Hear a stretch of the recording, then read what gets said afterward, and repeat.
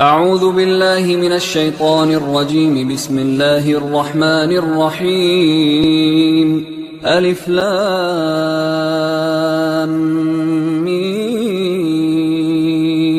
ذلك الكتاب لا ريب فيه هدى للمتقين الذين يؤمنون بالغيب ويقيمون الصلاة ومما رزقناهم ينفقون والذين يؤمنون بما أنزل إليك وما أنزل من قبلك وبالآخرة هم يوقنون أولئك على هدى من ربهم وأولئك هم المفلحون. إن الذين كفروا سواء عليهم أأنذرتهم أم لم تنذرهم لا يؤمنون ختم الله على قلوبهم وعلى سمعهم وعلى أبصارهم غشاوة ولهم عذاب عظيم. ومن الناس من يقول آمنا بالله وباليوم الآخر وما هم بمؤمنين يخادعون الله والذين آمنوا وما يخدعون إلا أنفسهم وما يشعرون في قلوبهم مرض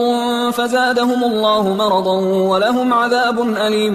بما كانوا يكذبون. وإذا قيل لهم لا تفسدوا في الأرض قالوا إنما نحن مصلحون ألا إنهم هم المفسدون ولكن لا يشعرون. وإذا قيل لهم آمنوا كما آمن الناس قالوا أنؤمن كما آمن السفهاء ألا إنهم هم السفهاء ولكن لا يعلمون. وإذا لقوا الذين آمنوا قالوا آمنا وإذا خلوا إلى شياطينهم قالوا إنا معكم إنما نحن مستهزئون الله يستهزئ بهم ويمدهم في طغيانهم يعمهون. أولئك الذين اشتروا الضلالة بالهدى فما ربحت تجارتهم وما كانوا مهتدين. مثلهم كمثل الذي استوقد نارا فلما أضاءت ما حوله ذهب الله بنورهم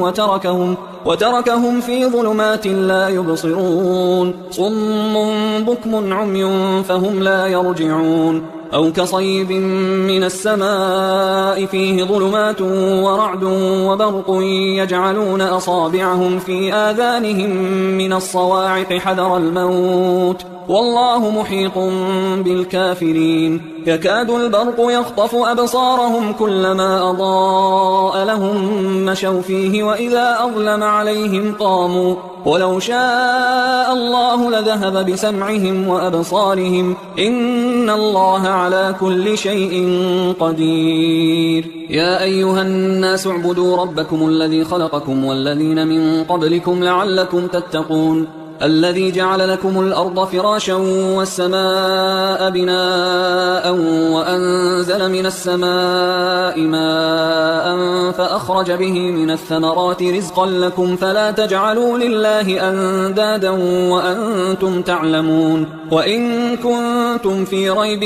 مما نزلنا على عبدنا فأتوا بسورة من مثله وادعوا شهداءكم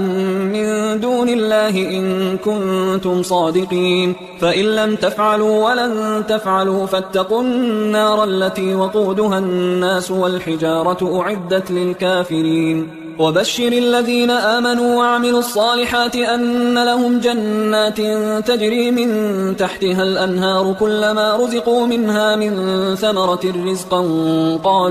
قالوا هذا الذي رزقنا من قبل وأتوا به متشابها ولهم فيها أزواج مطهرة وهم فيها خالدون. إن الله لا يستحيي أن يضرب مثلا ما بعوضة فما فوقها فأما الذين آمنوا فيعلمون أنه الحق من ربهم وأما الذين كفروا فيقولون ماذا أراد الله بهذا مثلا يضل به كثيرا ويهدي به كثيرا وما يضل به إلا الفاسقين الذين ينقضون عهد الله من بعد ميثاقه ويقطعون ما أمر الله به أن يوصل ويفسدون في الأرض أولئك هم الخاسرون. كيف تكفرون بالله وكنتم أمواتا فأحياكم ثم يميتكم ثم يحييكم ثم إليه ترجعون. هو الذي خلق لكم ما في الأرض جميعا ثم استوى إلى السماء فسواهن 7 سماوات وهو بكل شيء عليم.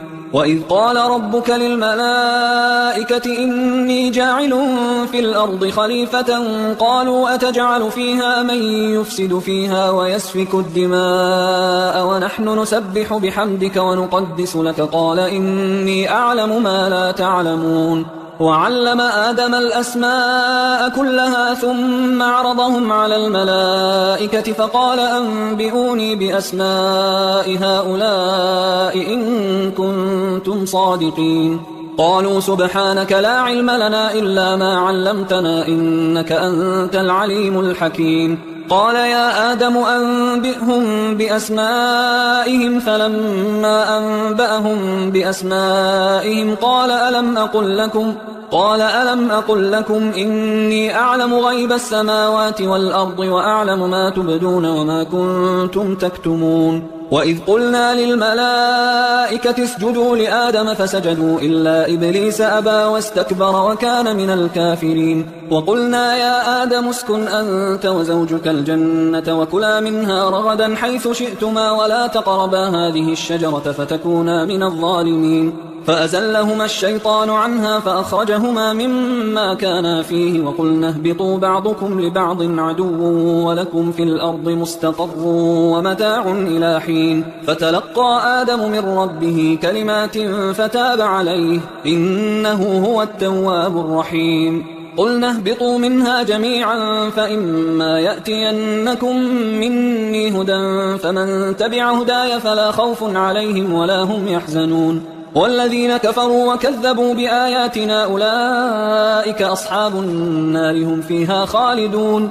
يا بني إسرائيل اذكروا نعمتي التي أنعمت عليكم وأوفوا بعهدي أوف بعهدكم وإياي فارهبون. وآمنوا بما أنزلت مصدقا لما معكم ولا تكونوا أول كافر به ولا تشتروا بآياتي ثمنا قليلا وإياي فاتقون. ولا تلبسوا الحق بالباطل وتكتموا الحق وأنتم تعلمون. وأقيموا الصلاة وآتوا الزكاة واركعوا مع الراكعين. أتأمرون الناس بالبر وتنسون أنفسكم وأنتم تتلون الكتاب أفلا تعقلون. واستعينوا بالصبر والصلاة وإنها لكبيرة إلا على الخاشعين الذين يظنون أنهم ملاقو ربهم وأنهم إليه راجعون. يا بني إسرائيل اذكروا نعمتي التي أنعمت عليكم وأني فضلتكم على العالمين. واتقوا يوما لا تجزي نفس عن نفس شيئا ولا يقبل منها شفاعة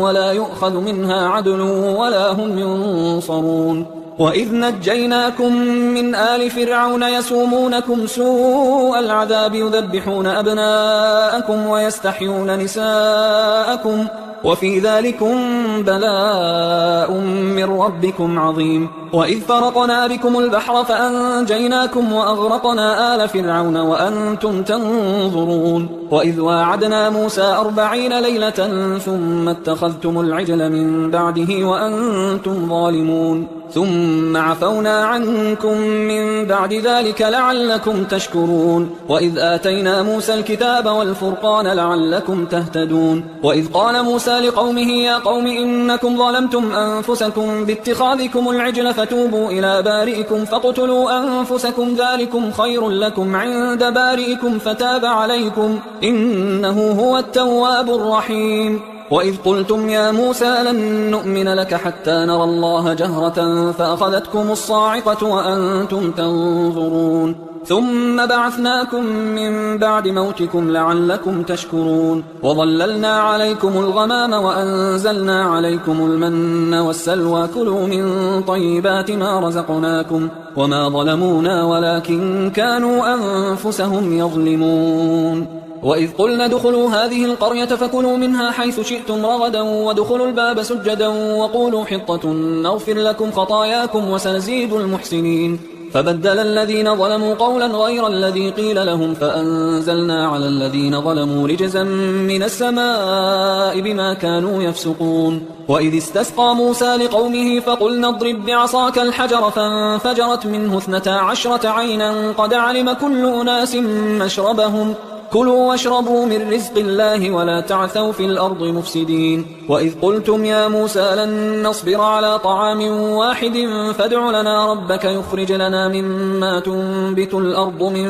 بقلها وقثائها وفومها وعدسها وبصلها قال أتستبدلون الذي هو أدنى بالذي هو خير اهبطوا مصرا فإن لكم ما سألتم وضربت عليهم الذلة والمسكنة وباءوا بغضب من الله ذلك بأنهم كانوا يكفرون بآيات الله ويقتلون النبيين بغير الحق ذلك بما عصوا وكانوا يعتدون إن الذين آمنوا والذين هادوا والنصارى والصابئين من آمن بالله واليوم الآخر وعمل صالحا فلهم أجرهم عند ربهم ولا خوف عليهم ولا هم يحزنون وإذ أخذنا ميثاقكم ورفعنا فوقكم الطور خذوا ما آتيناكم بقوة واذكروا ما فيه لعلكم تتقون ثم توليتم من بعد ذلك فلولا فضل الله عليكم ورحمته لكنتم من الخاسرين ولقد علمتم الذين اعتدوا منكم في السبت فقلنا لهم كونوا قردة خاسئين فجعلناها نكالا لما بين يديها وما خلفها وموعظة للمتقين وإذ قال موسى لقومه إن الله يأمركم أن تذبحوا بقرة قالوا أتتخذنا هزوا قال أعوذ بالله أن أكون من الجاهلين قالوا ادع لنا ربك يبين لنا ما هي قال إنه يقول إنها بقرة لا فارض ولا بكر عوان بين ذلك فافعلوا ما تؤمرون قالوا ادع لنا ربك يبين لنا ما لونها قال إنه يقول إنها بقرة صفراء فاقع لونها تسر الناظرين قالوا ادع لنا ربك يبين لنا ما هي إن البقرة شابه علينا وإنا إن شاء الله لمهتدون قال إنه يقول إنها بقرة لا ذلول تثير الأرض ولا تسقي الحرث مسلمة لا شية فيها قالوا الآن جئت بالحق فذبحوها وما كادوا يفعلون وإذ قتلتم نفسا فادارأتم فيها والله مخرج ما كنتم تكتمون فقلنا اضربوه ببعضها كذلك يحيي الله الموتى ويريكم آياته لعلكم تعقلون ثم قست قلوبكم من بعد ذلك فهي كالحجارة أو أشد قسوة وإن من الحجارة لما يتفجر منه الأنهار وإن منها لما يشقق فيخرج منه الماء وإن منها لما يهبط من خشية الله وما الله بغافل عما تعملون أفتطمعون أن يؤمنوا لكم وقد كان فريق منهم يسمعون كلام الله ثم يحرفونه من بعد ما عقلوه وهم يعلمون وإذا لقوا الذين آمنوا قالوا آمنا وإذا خلا بعضهم إلى بعض قالوا أتحدثونهم بما فتح الله عليكم ليحاجوكم به عند ربكم أفلا تعقلون أولا يعلمون أن الله يعلم ما يسرون وما يعلنون ومنهم أميون لا يعلمون الكتاب إلا أماني وإنهم إلا يظنون فويل للذين يكتبون الكتاب بأيديهم ثم يقولون هذا من عند الله ليشتروا به ثمنا قليلا فويل لهم مما كتبت أيديهم وويل لهم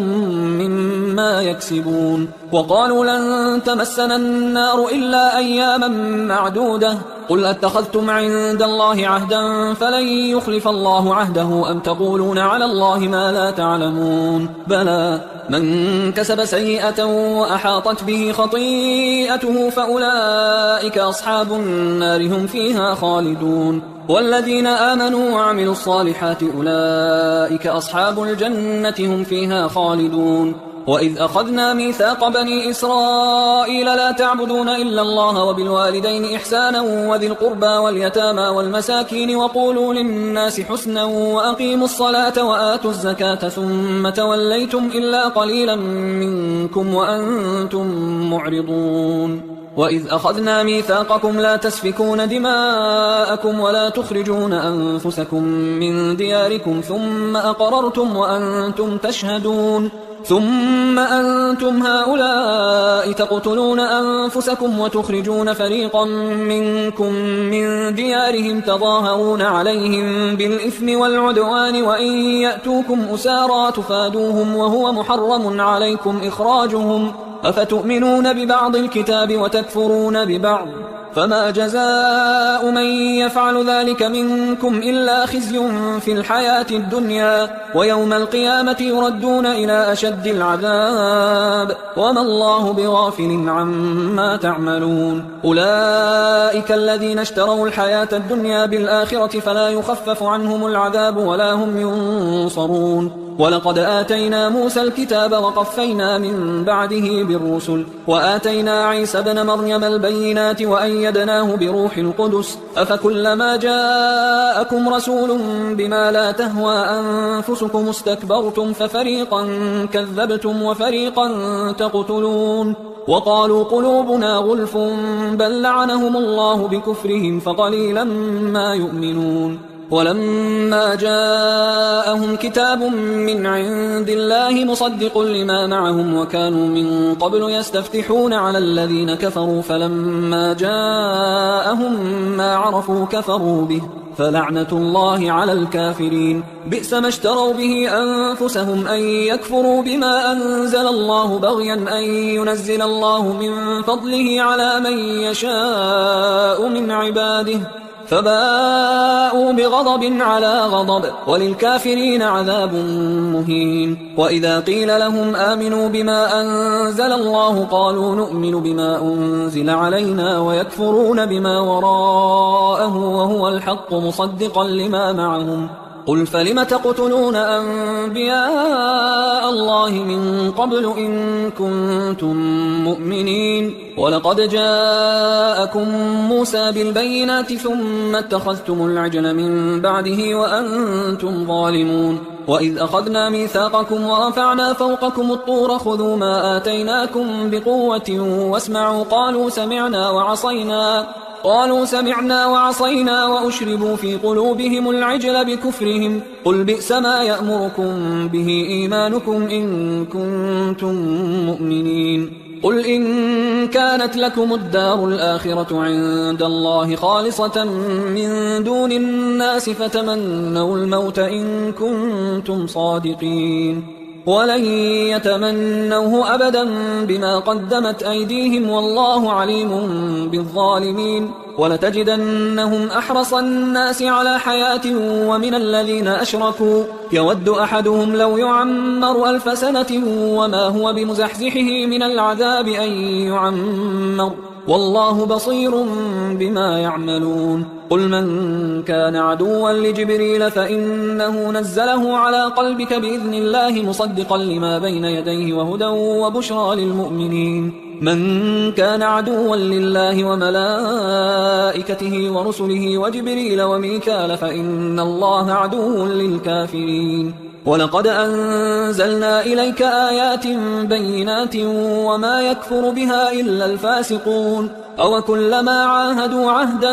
نبذه فريق منهم بل أكثرهم لا يؤمنون ولما جاءهم رسول من عند الله مصدق لما معهم نبذ فريق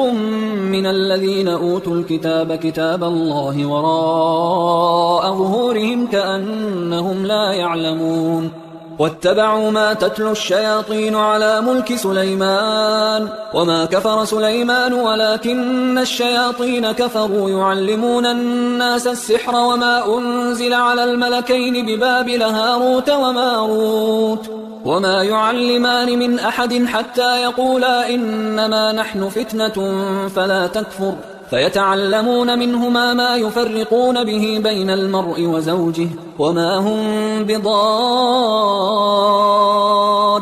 به من أحد إلا بإذن الله ويتعلمون ما يضرهم ولا ينفعهم ولقد علموا لمن اشتراه ما له في الآخرة من خلاق ولبئس ما شروا به أنفسهم لو كانوا يعلمون ولو أنهم آمنوا واتقوا لمثوبة من عند الله خير لو كانوا يعلمون يا أيها الذين آمنوا لا تقولوا راعنا وقولوا انظرنا واسمعوا وللكافرين عذاب أليم ما يود الذين كفروا من أهل الكتاب ولا المشركين أن ينزل عليكم من خير من ربكم والله يختص برحمته من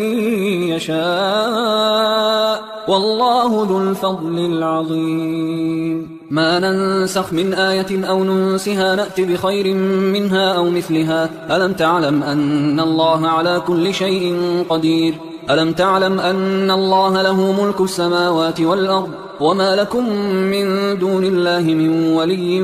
ولا نصير أم تريدون أن تسألوا رسولكم كما سئل موسى من قبل ومن يتبدل الكفر بالإيمان فقد ضل سواء السبيل ود كثير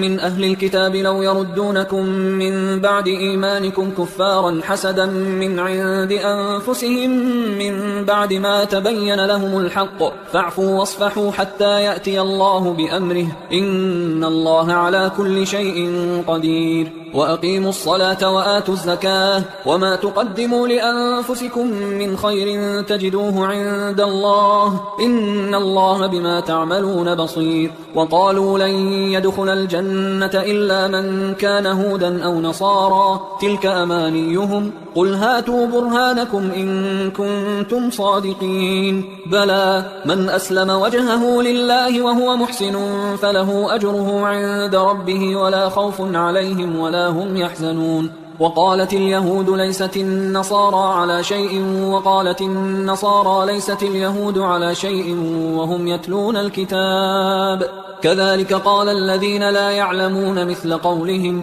فالله يحكم بينهم يوم القيامة فيما كانوا فيه يختلفون ومن أظلم ممن منع مساجد الله أن يذكر فيها اسمه وسعى في خرابها أولئك ما كان لهم أن يدخلوها إلا خائفين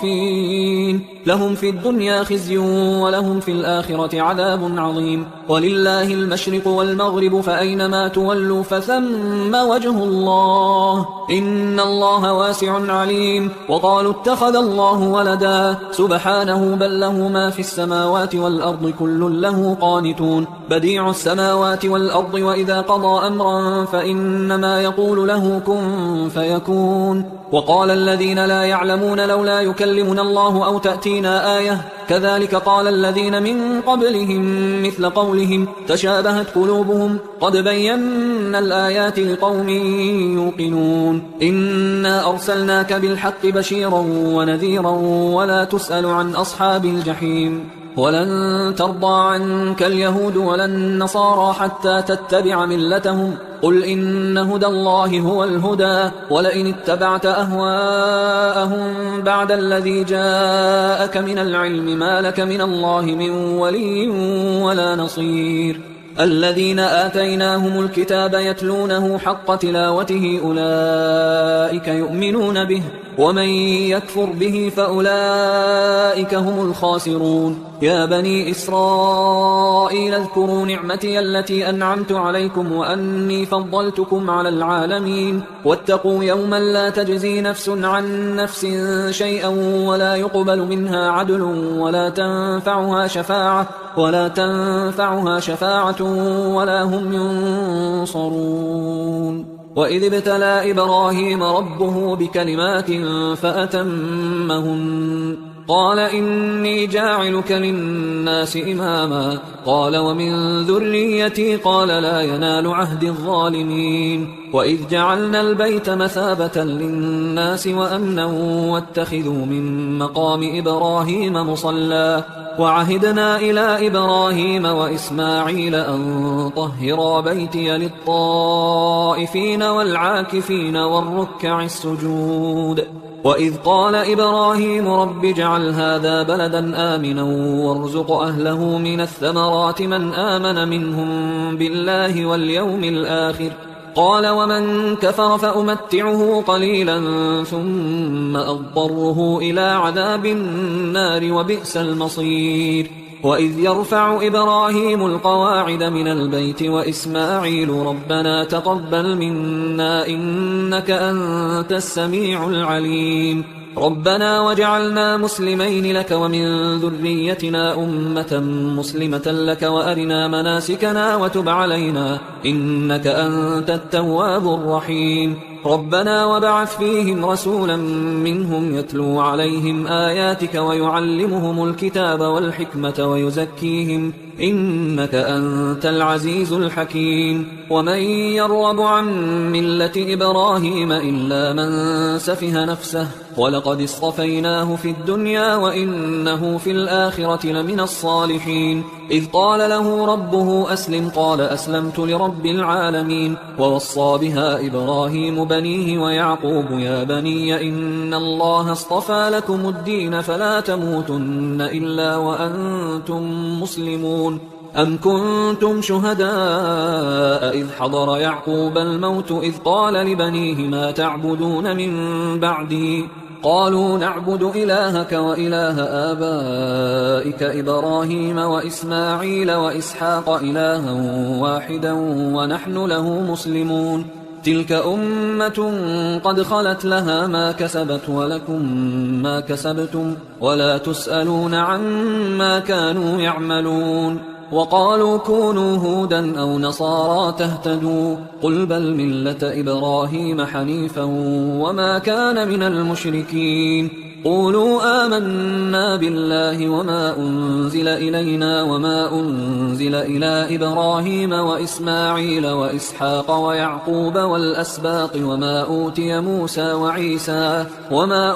موسى وعيسى وما أوتي النبيون من ربهم لا نفرق بين أحد منهم ونحن له مسلمون فإن آمنوا بمثل ما آمنتم به فقد اهتدوا وإن تولوا فإنما هم في شقاق فسيكفيكهم الله وهو السميع العليم صبغة الله ومن أحسن من الله صبغة ونحن له عابدون قل أتحاجوننا في الله وهو ربنا وربكم ولنا أعمالنا ولكم أعمالكم ونحن له مخلصون أم تقولون إن إبراهيم وإسماعيل وإسحاق ويعقوب والأسباط كانوا هودا أو نصارى قل أأنتم أعلم أم الله ومن أظلم ممن كتم شهادة عنده من الله وما الله بغافل عما تعملون تلك أمة قد خلت لها ما كسبت ولكم ما كسبتم ولا تسألون عما كانوا يعملون سيقول السفهاء من الناس ما ولاهم عن قبلتهم التي كانوا عليها قل لله المشرق والمغرب يهدي من يشاء إلى صراط مستقيم وكذلك جعلناكم أمة وسطا لتكونوا شهداء على الناس ويكون الرسول عليكم شهيدا وما جعلنا القبلة التي كنت عليها إلا لنعلم من يتبع الرسول ممن ينقلب على عقبيه وإن كانت لكبيرة إلا على الذين هدى الله وما كان الله ليضيع إيمانكم إن الله بالناس لرؤوف رحيم قد نرى تقلب وجهك في السماء فلنولينك قبلة ترضاها فول وجهك شطر المسجد الحرام وحيث ما كنتم فولوا وجوهكم شطره وإن الذين أوتوا الكتاب ليعلمون أنه الحق من ربهم وما الله بغافل عما يعملون ولئن أتيت الذين أوتوا الكتاب بكل آية ما تبعوا قبلتك وما أنت بتابع قبلتهم وما بعضهم بتابع قبلة بعض ولئن اتبعت أهواءهم من بعد ما جاءك من العلم إنك إذا لمن الظالمين الذين آتيناهم الكتاب يعرفونه كما يعرفون أبناءهم لهم وإن فريقا منهم ليكتمون الحق وهم يعلمون الحق من ربك فلا تكونن من الممترين ولكل وجهة هو موليها فاستبقوا الخيرات أينما تكونوا يأتي بكم الله جميعا إن الله على كل شيء قدير ومن حيث خرجت فول وجهك شطر المسجد الحرام وإنه للحق من ربك وما الله بغافل عما تعملون ومن حيث خرجت فول وجهك شطر المسجد الحرام وحيث ما كنتم فولوا وجوهكم شطره لئلا يكون للناس عليكم حجة إلا الذين ظلموا منهم فلا تخشوهم واخشوني ولأتم نعمتي عليكم ولعلكم تهتدون كما أرسلنا فيكم رسولا منكم يتلو عليكم آياتنا ويزكيكم ويعلمكم الكتاب والحكمة ويعلمكم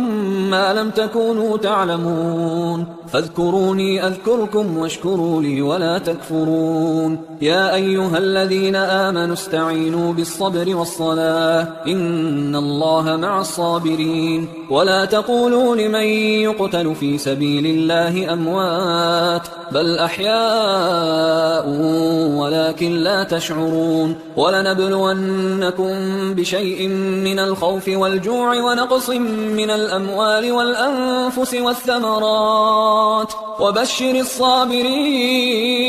الذين إذا أصابتهم مصيبة قالوا إنا لله وإنا إليه راجعون أولئك عليهم صلوات من ربهم ورحمة وأولئك هم المهتدون إن الصفا والمروة من شعائر الله فمن حج البيت أو اعتمر فلا جناح عليه أن يطوف بهما ومن تطوع خيرا فإن الله شاكر عليم إن الذين يكتمون ما أنزلنا من البينات والهدى من بعد ما بيناه للناس في الكتاب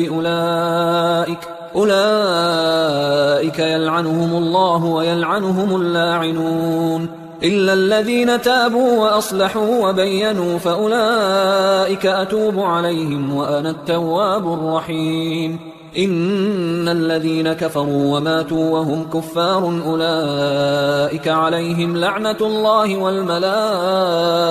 والناس أجمعين خالدين فيها لا يخفف عنهم العذاب ولا هم ينظرون وإلهكم إله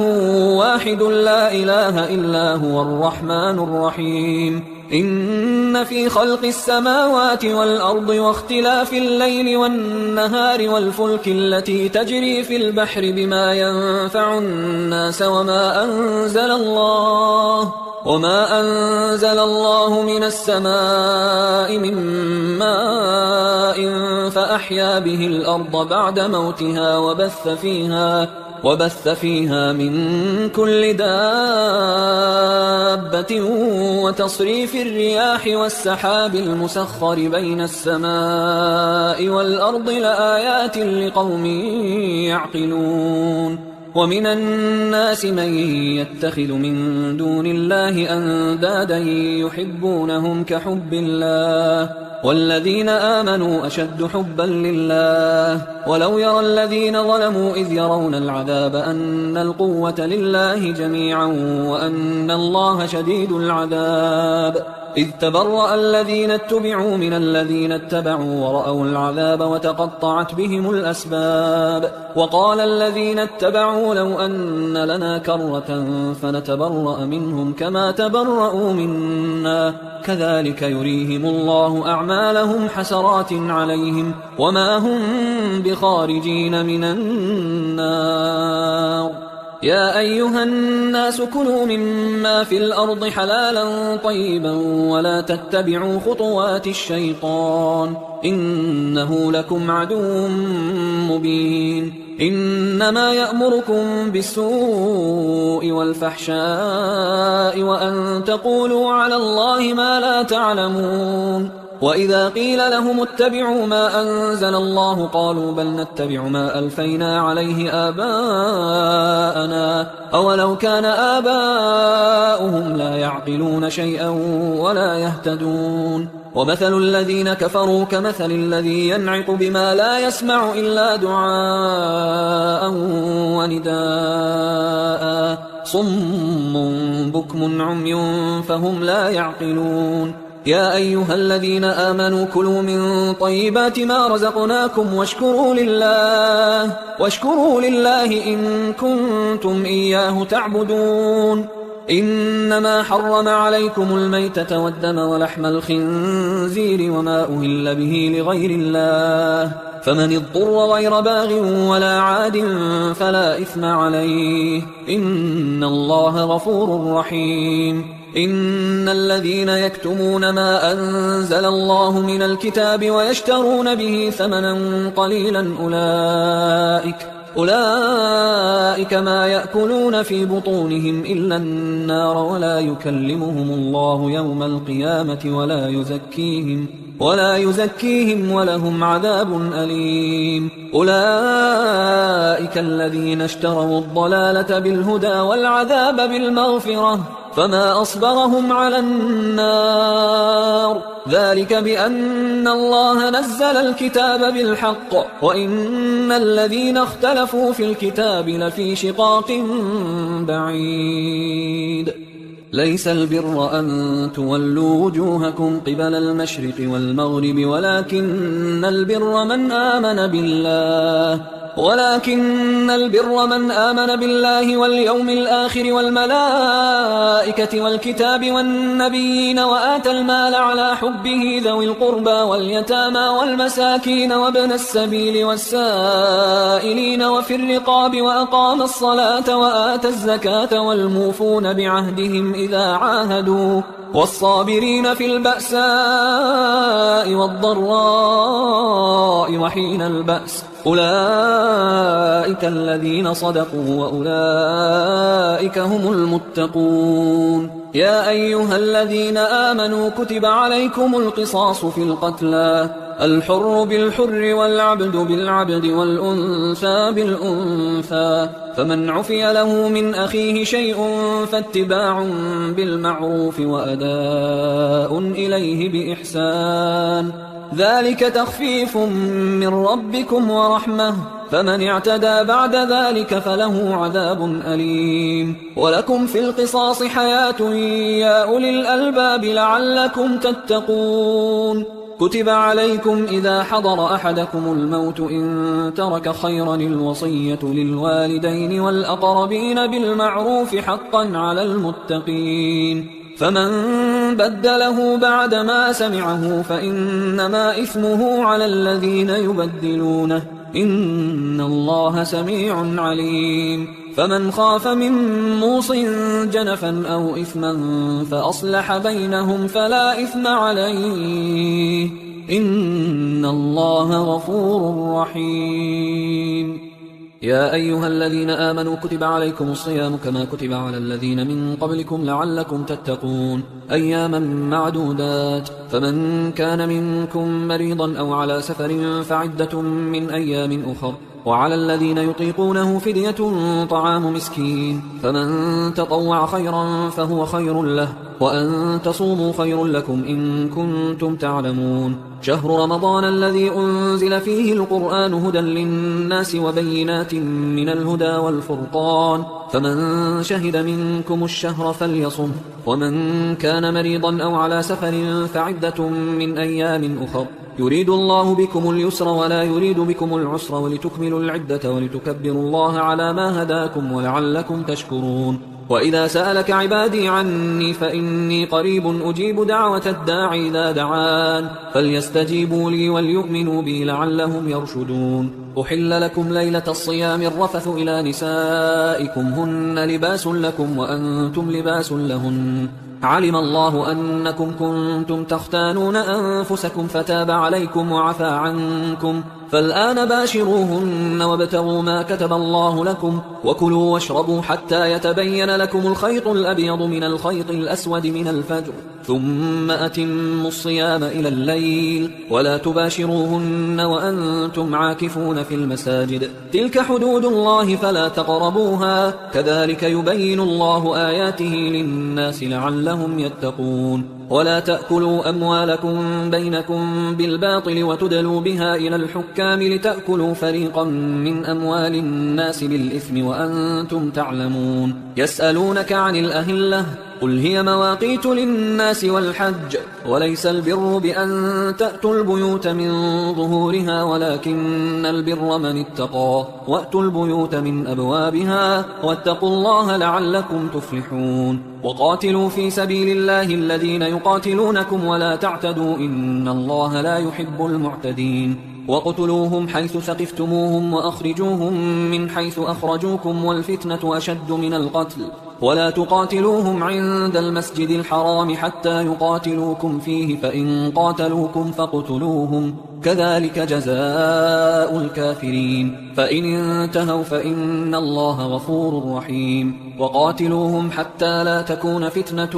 ويكون الدين لله فإن انتهوا فلا عدوان إلا على الظالمين الشهر الحرام بالشهر الحرام والحرمات قصاص فمن اعتدى عليكم فاعتدوا عليه بمثل ما اعتدى عليكم واتقوا الله واعلموا أن الله مع المتقين وأنفقوا في سبيل الله ولا تلقوا بأيديكم إلى التهلكة وأحسنوا إن الله يحب المحسنين وأتموا الحج والعمرة لله فإن أحصرتم فما استيسر من الهدي ولا تحلقوا رؤوسكم حتى يبلغ الهدي محله فمن كان منكم مريضا أو به أذى من رأسه ففدية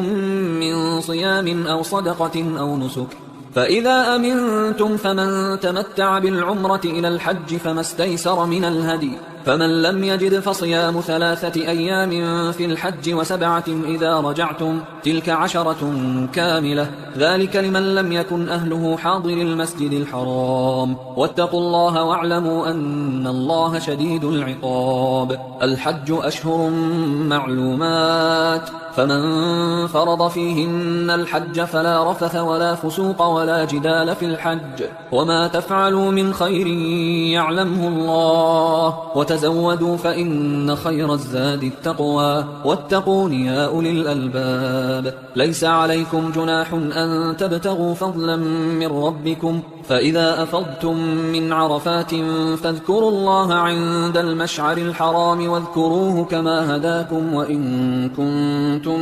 من قبله لمن الضالين ثم أفيضوا من حيث أفاض الناس واستغفروا الله إن الله غفور رحيم فإذا قضيتم مناسككم فاذكروا الله كذكركم آباءكم أو أشد ذكرا فمن الناس من يقول ربنا آتنا في الدنيا وما له في الآخرة من خلاق ومنهم من يقول ربنا آتنا في الدنيا حسنة وفي الآخرة حسنة وقنا عذاب النار أولئك لهم نصيب مما كسبوا والله سريع الحساب واذكروا الله في أيام معدودات فمن تعجل في يومين فلا إثم عليه ومن تأخر فلا إثم عليه لمن اتقى واتقوا الله واعلموا أنكم إليه تحشرون ومن الناس من يعجبك قوله في الحياة الدنيا ويشهد الله على ما في قلبه وهو ألد الخصام وإذا تولى سعى في الأرض ليفسد فيها ويهلك الحرث والنسل والله لا يحب الفساد وإذا قيل له اتق الله أخذته العزة بالإثم فحسبه جهنم ولبئس المهاد. ومن الناس من يشري نفسه ابتغاء مرضات الله والله رؤوف بالعباد. يا أيها الذين آمنوا ادخلوا في السلم كافة ولا تتبعوا خطوات الشيطان إنه لكم عدو مبين. فإن زللتم من بعد ما جاءتكم البينات فاعلموا أن الله عزيز حكيم. هل ينظرون إلا أن يأتيهم الله في ظلل من الغمام والملائكة وقضي الأمر وإلى الله ترجع الأمور. سل بني إسرائيل كم آتيناهم من آية بينة ومن يبدل نعمة الله من بعد ما جاءته فإن الله شديد العقاب. زين للذين كفروا الحياة الدنيا ويسخرون من الذين آمنوا والذين اتقوا فوقهم يوم القيامة والله يرزق من يشاء بغير حساب. كان الناس أمة واحدة فبعث الله النبيين مبشرين ومنذرين وأنزل معهم الكتاب بالحق ليحكم بين الناس فيما اختلفوا فيه وما اختلف فيه إلا الذين أوتوه من بعد ما جاءتهم البينات بغيا بينهم فهدى الله الذين آمنوا لما اختلفوا فيه من الحق بإذنه والله يهدي من يشاء إلى صراط مستقيم. أم حسبتم أن تدخلوا الجنة ولما يأتكم مثل الذين خلوا من قبلكم مستهم البأساء والضراء وزلزلوا حتى يقول الرسول والذين آمنوا معه متى نصر الله ألا إن نصر الله قريب. يسألونك ماذا ينفقون قل ما أنفقتم من خير فللوالدين والأقربين واليتامى والمساكين وابن السبيل وما تفعلوا من خير فإن الله به عليم. كتب عليكم القتال وهو كره لكم وعسى أن تكرهوا شيئا وهو خير لكم وعسى أن تحبوا شيئا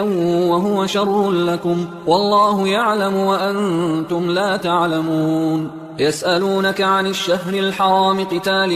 فيه قل قتال فيه كبير وصد عن سبيل الله وكفر به والمسجد الحرام وإخراج أهله منه أكبر عند الله والفتنة أكبر من القتل ولا يزالون يقاتلونكم حتى يردوكم عن دينكم إن استطاعوا ومن يرتدد منكم عن دينه فيمت وهو كافر فأولئك حبطت أعمالهم في الدنيا والآخرة وأولئك أصحاب النار هم فيها خالدون. إن الذين آمنوا والذين هاجروا وجاهدوا في سبيل الله أولئك يرجون رحمة الله والله غفور رحيم. يسألونك عن الخمر والميسر قل فيهما إثم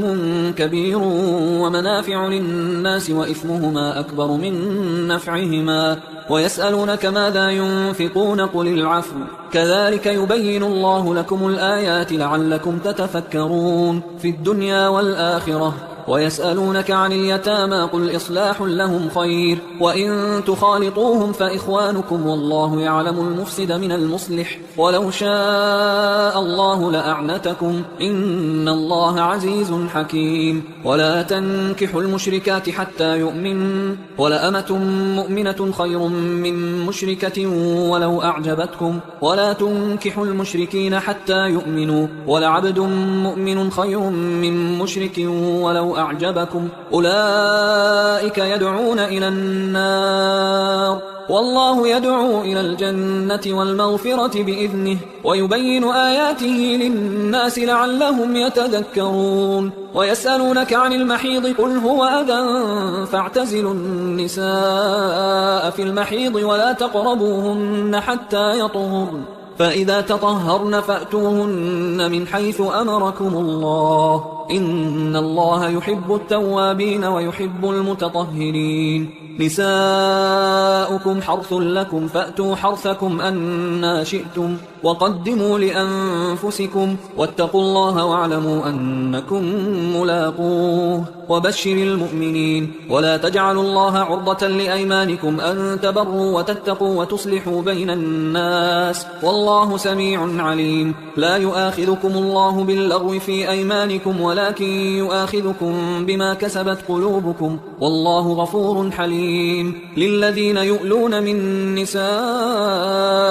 تربص 4 أشهر فإن فاءوا فإن الله غفور رحيم وإن عزموا الطلاق فإن الله سميع عليم والمطلقات يتربصن بأنفسهن 3 قروء ولا يحل لهن أن يكتمن ما خلق الله في أرحامهن إن كن يؤمن بالله واليوم الآخر وبعولتهن أحق بردهن في ذلك إن أرادوا إصلاحا ولهن مثل الذي عليهن بالمعروف وللرجال عليهن درجة والله عزيز حكيم الطلاق 2 مرتان فإمساكم بمعروف أو تسريح بإحسان ولا يحل لكم أن تأخذوا مما آتيتموهن شيئا إلا أن يخافا ألا يقيما حدود الله فإن خفتم ألا يقيما حدود الله فلا جناح عليهما فيما افتدت به تلك حدود الله فلا تعتدوها ومن يتعد حدود الله فأولئك هم الظالمون فإن طلقها فلا تحل له من بعد حتى تنكح زوجا غيره فإن طلقها فلا جناح عليهما أن يتراجعا إن ظنا أن يقيما حدود الله وتلك حدود الله يبينها لقوم يعلمون وإذا طلقتم النساء فبلغن أجلهن فأمسكوهن بمعروف أو سرحوهن بمعروف ولا تمسكوهن ضرارا لتعتدوا ومن يفعل ذلك فقد ظلم نفسه ولا تتخذوا آيات الله هزوا واذكروا نعمة الله عليكم وما أنزل عليكم من الكتاب والحكمة يعظكم به واتقوا الله واعلموا أن الله بكل شيء عليم وإذا طلقتم النساء فبلغن أجلهن فلا تعضلوهن أن ينكحن أزواجهن إذا تراضوا بينهم بالمعروف ذلك يوعظ به من كان منكم يؤمن بالله واليوم الآخر ذلكم أزكى لكم وأطهر والله يعلم وأنتم لا تعلمون والوالدات يرضعن أولادهن حولين كاملين لمن أراد أن يتم الرضاعة وعلى المولود له رزقهن وكسوتهن بالمعروف لا تكلف نفس إلا وسعها لا تضار والدة بولدها ولا مولود له بولده وعلى الوارث مثل ذلك فإن أرادا فصالا عن تراض منهما وتشاور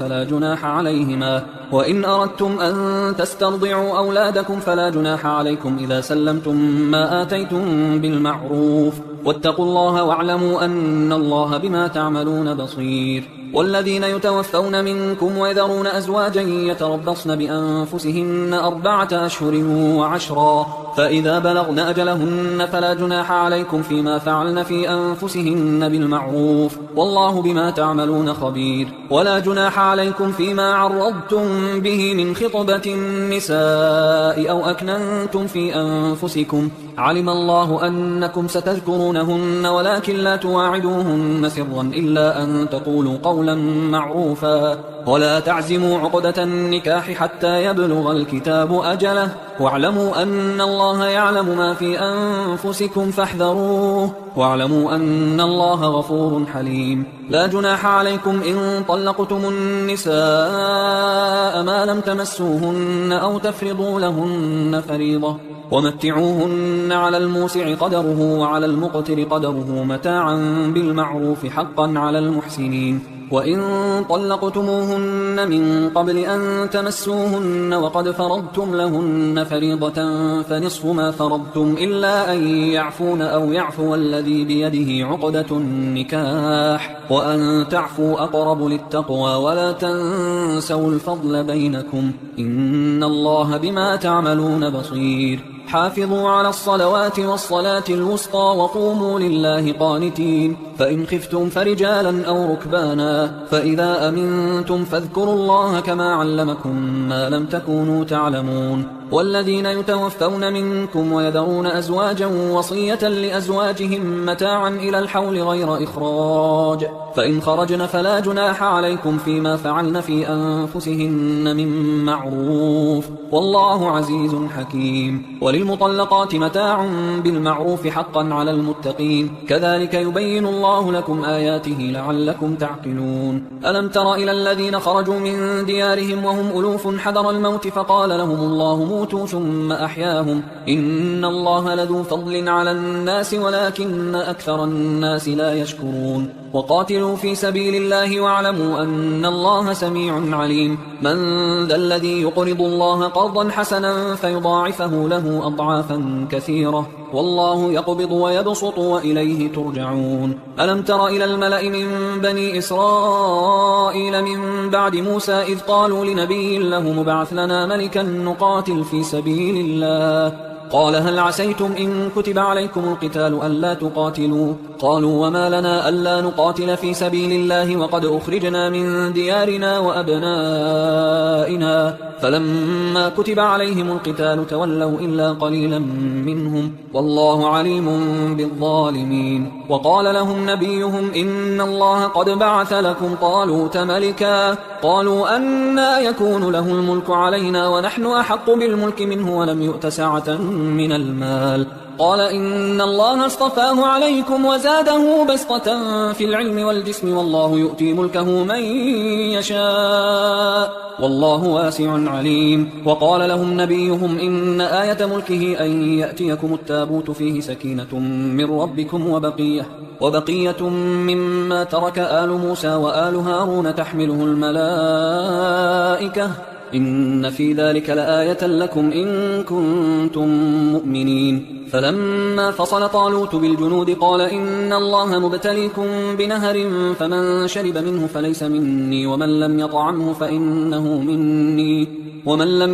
فإنه مني إلا من اغترف غرفة بيده فشربوا منه إلا قليلا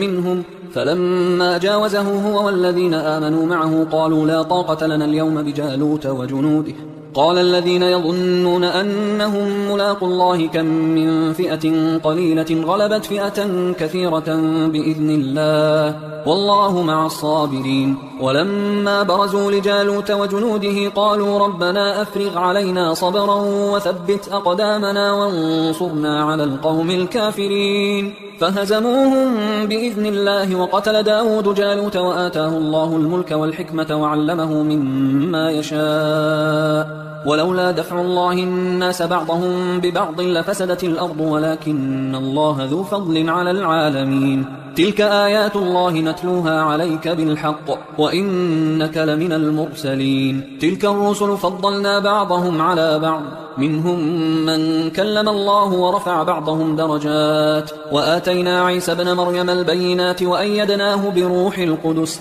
ولو شاء الله ما اقتتل الذين من بعدهم من بعد ما جاءتهم البينات ولكن اختلفوا فمنهم من آمن ومنهم من كفر ولو شاء الله ما اقتتلوا ولكن الله يفعل ما يريد يا أيها الذين آمنوا أنفقوا مما رزقناكم من قبل أن يأتي يوم لا بيع فيه ولا خلة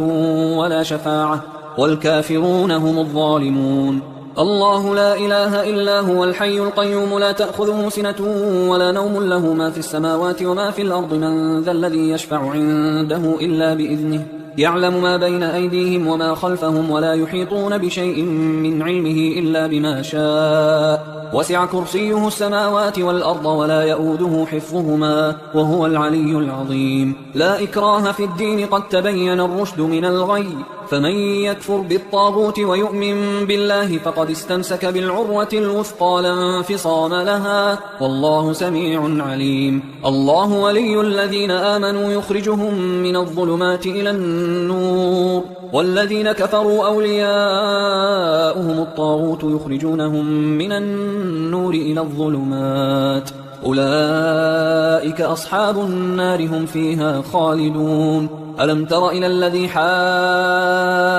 إبراهيم في ربه أن آتاه الله الملك إذ قال إبراهيم ربي الذي يحيي ويميت قال أنا أحيي وأميت. قال إبراهيم فإن الله يأتي بالشمس من المشرق فأت بها من المغرب فبهت الذي كفر والله لا يهدي القوم الظالمين. أو كالذي مر على قرية وهي خاوية على عروشها قال أنى يحيي هذه الله بعد موتها فأماته الله 100 عام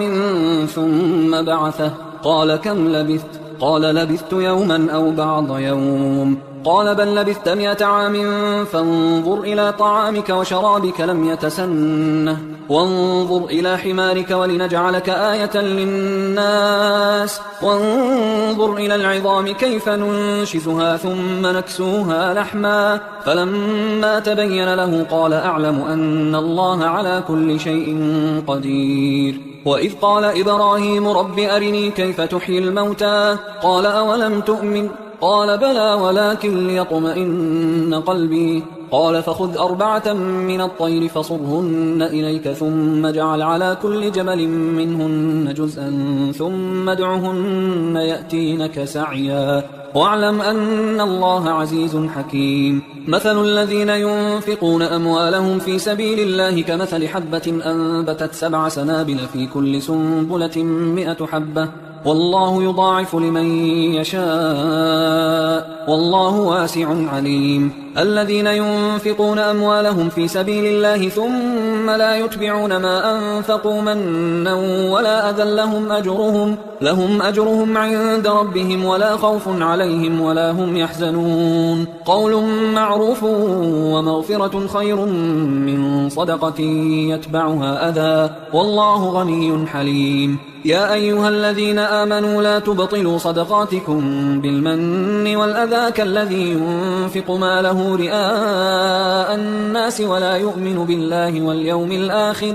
فمثله كمثل صفوان عليه تراب فأصابه وابل فتركه صلدا لا يقدرون على شيء مما كسبوا والله لا يهدي القوم الكافرين. ومثل الذين ينفقون أموالهم ابتغاء مرضات الله وتثبيتا من أنفسهم كمثل جنة بربوة أصابها وابل فآتت أكلها ضعفين فإن لم يصبها وابل فطل والله بما تعملون بصير. أيود أحدكم أن تكون له جنة من نخيل وأعناب تجري من تحتها الأنهار له فيها من كل الثمرات وأصابه الكبر وله ذرية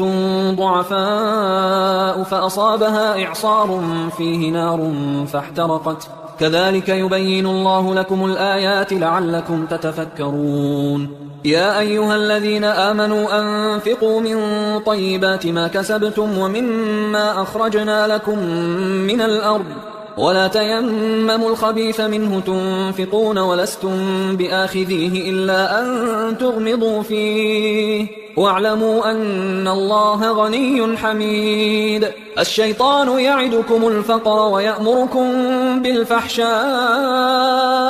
والله يعدكم مغفرة منه وفضلا والله واسع عليم. يؤتي الحكمة من يشاء ومن يؤت الحكمة فقد أوتي خيرا كثيرا وما يذكر إلا أولو الألباب. وما أنفقتم من نفقة أو نذرتم من نذر فإن الله يعلمه وما للظالمين من أنصار. إن تبدوا الصدقات فنعما هي، وإن تخفوها وتؤتوها الفقراء فهو خير لكم ويكفر عنكم من سيئاتكم والله بما تعملون خبير. ليس عليك هداهم ولكن الله يهدي من يشاء. وما تنفقوا من خير فلأنفسكم وما تنفقون إلا ابتغاء وجه الله وما تنفقوا من خير يوفى إليكم وأنتم لا تظلمون. للفقراء الذين أحصروا في سبيل الله لا يستطيعون ضربا في الأرض يحسبهم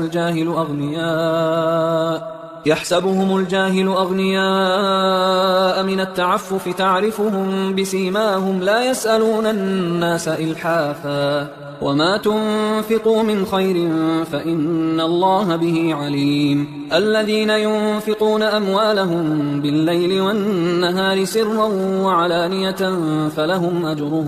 فلهم أجرهم عند ربهم ولا خوف عليهم ولا هم يحزنون. الذين يأكلون الربا لا يقومون إلا كما يقوم الذي يتخبطه الشيطان من المس ذلك بأنهم قالوا إنما البيع مثل الربا وأحل الله البيع وحرم الربا. فمن جاءه موعظة من ربه فانتهى فله ما سلف وأمره إلى الله ومن عاد فأولئك أصحاب النار هم فيها خالدون. يمحق الله الربا ويربي الصدقات والله لا يحب كل كفار أثيم. إن الذين آمنوا وعملوا الصالحات وأقاموا الصلاة وآتوا الزكاة لهم أجرهم عند ربهم ولا خوف عليهم ولا هم يحزنون. يا أيها الذين آمنوا اتقوا الله وذروا ما بقي من الربا إن كنتم مؤمنين فإن لم تفعلوا فأذنوا بحرب من الله ورسوله وإن تبتم فلكم رؤوس أموالكم لا تظلمون ولا تظلمون. وإن كان ذو عسرة فنظرة إلى ميسرة وأن تصدقوا خير لكم إن كنتم تعلمون. واتقوا يوما ترجعون فيه إلى الله ثم توفى كل نفس ما كسبت وهم لا يظلمون. يا أيها الذين آمنوا إذا تداينتم بدين إلى أجل مسمى فاكتبوه وليكتب بينكم كاتب بالعدل ولا يأب كاتب أن يكتب كما علمه الله فليكتب وليملل الذي عليه الحق وليتق الله ربه ولا يبخس منه شيئا فإن كان الذي عليه الحق سفيها أو ضعيفا أو لا يستطيع أن يمله فليملل وليه بالعدل واستشهدوا شهيدين من رجالكم فإن لم يكونا رجلين فرجل وامرأتان ممن ترضون من الشهداء أن تضل إحداهما فتذكر إحداهما الأخرى ولا يأبى الشهداء إذا ما دعوا ولا تسأموا أن تكتبوه صغيرا أو كبيرا إلى أجله ذلكم أقسط عند الله وأقوم للشهادة وأدنى أن لا ترتابوا إلا أن تكون تجارة حاضرة تديرونها بينكم فليس عليكم جناح ألا تكتبوها وأشهدوا إذا تبايعتم ولا يضار كاتب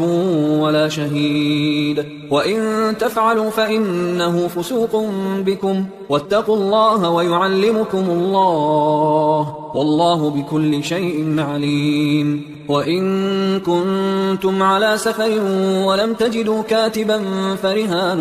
مقبوضة فإن أمن بعضكم بعضا فليؤدي الذي ائتمن أمانته وليتق الله ربه ولا تكتموا الشهادة ومن يكتمها فإنه آثم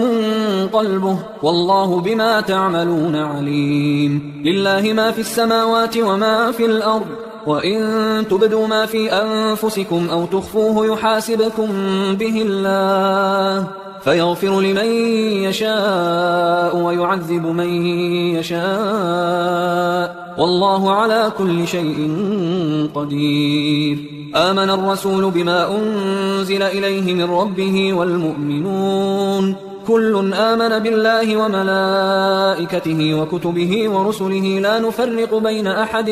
من رسله وقالوا سمعنا وأطعنا غفرانك ربنا وإليك المصير. لا يكلف الله نفسا إلا وسعها، لها ما كسبت وعليها ما اكتسبت. ربنا لا تؤاخذنا إن نسينا أو أخطأنا، ربنا ولا تحمل علينا إصرا كما حملته على الذين من قبلنا، ربنا ولا تحملنا ما لا طاقة لنا به، واعف عنا واغفر لنا وارحمنا، أنت مولانا فانصرنا على القوم الكافرين.